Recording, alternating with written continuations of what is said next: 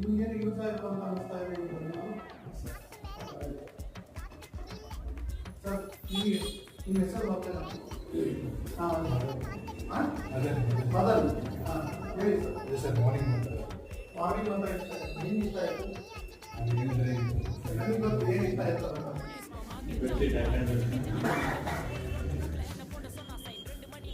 ಗಂಟೆಗೆದ್ರು ಮಾಡ್ಬೋದು ಅಂತ ಹೇಳಿದ್ರೆ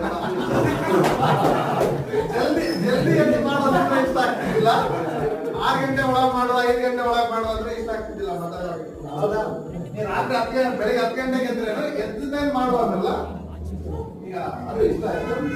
ಲಕ್ಷ್ಮಿ ಮೇಡಮ್ ಒಂದು ಡೈಲಾಗ್ ಹೊಡೆ ಕುಡಿತಾರೆ ಲೇಟ್ ಆಗಿದ್ರೆ ಮೇಡಮ್ ನಿಮ್ಗೇನು ಇಷ್ಟ ಆಯ್ತು?